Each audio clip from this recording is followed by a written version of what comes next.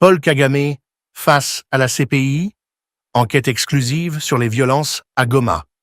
Le bureau du procureur de la Cour pénale internationale a lancé un appel à témoins face à l'urgence de la situation à Goma et dans la région du Nord Kivu. Et il a précisé que depuis plusieurs mois, il avait activé une enquête sur les crimes qui auraient été commis au Nord Kivu, dans cette région de l'Est de la République démocratique du Congo, depuis janvier 2022.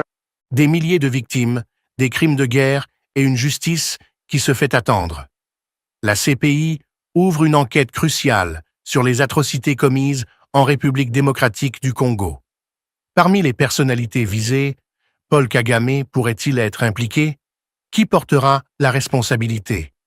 Découvrez tous les éléments de cette enquête dans notre reportage exclusif.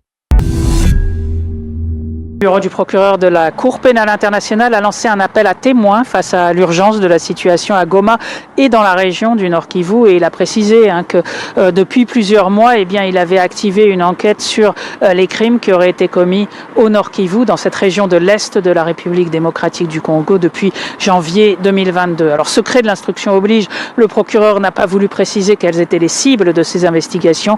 Il a en revanche indiqué qu'il s'intéressait particulièrement aux crimes qui auraient pu être commis par deux grands groupes, les forces armées congolaises et le M23, vous savez, la milice qui est soutenue par le Rwanda.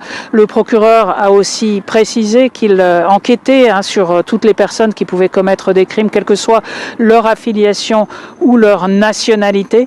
On sait que le Rwanda n'a pas ratifié le statut de la Cour pénale internationale, mais ça n'empêche pas le bureau du procureur d'être compétent pour pouvoir poursuivre ces enquêtes, notamment parce que le Congo est membre de cette Cour pénale internationale et a aussi saisi le procureur à deux reprises. Des responsables congolais se sont rendus à la Cour durant l'automne pour demander au procureur d'activer ces enquêtes. La scène est sombre et marquée par l'horreur. Des milliers de corps ensevelis, d'autres abandonnés dans les rues, des morgues surpeuplées, des familles endeuillées cherchant justice. Depuis janvier 2022, le Nord Kivu, région de l'Est de la République démocratique du Congo, RDC, est le théâtre d'un conflit d'une violence inouïe. Aujourd'hui, la Cour pénale internationale, CPI, prend un tournant crucial en appelant témoins et victimes à fournir des preuves des crimes commis. L'heure de la justice pourrait enfin sonner pour cette région meurtrie par les affrontements entre l'armée congolaise et le M23. La CPI a annoncé une enquête approfondie, se concentrant sur les crimes de guerre et les crimes contre l'humanité perpétrés dans la région. Les preuves rassemblées pourraient déterminer les responsables de cette escalade de la violence qui a plongé le Nord Kivu dans le chaos. D'après un communiqué publié par le bureau du procureur, l'investigation vise à documenter l'ampleur des atrocités en recueillant des témoignages de victimes, d'observateurs, d'ONG et d'institutions nationales et internationales. Les organisations humanitaires, qui travaillent depuis des années sur le terrain, rapportent des massacres systématiques, des viols massifs et des exactions visant des populations civiles. Selon des agences de l'ONU, le bilan est accablant. Plus de 2000 corps ont déjà été enterrés, tandis que 900 autres restent entreposés dans des morgues et hôpitaux de Goma, capitale provinciale, du Nord Kivu. De nombreuses dépouilles reposent encore à même le sol dans certaines zones où les combats continuent de faire rage. Le M23, un groupe armé accusé de violations graves des droits humains, est au cœur des inquiétudes internationales. Le drame humain est indicible. Les survivants racontent des scènes de destruction massive, des exécutions extrajudiciaires, des villages entiers pillés et incendiés. L'insécurité grandissante pousse des milliers de familles à fuir vers des camps de déplacés où les conditions de vie sont déplorables.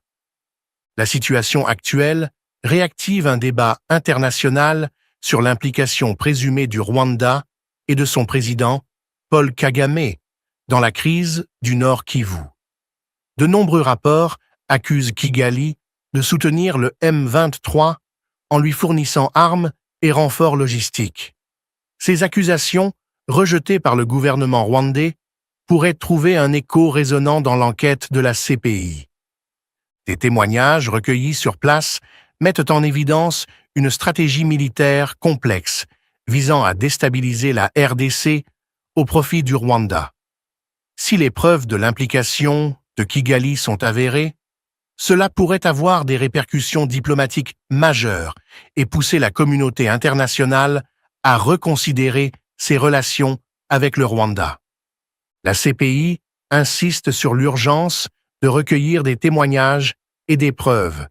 Son procureur en chef a réaffirmé l'engagement de la Cour à faire la lumière sur ces crimes, quels qu'en soient les auteurs.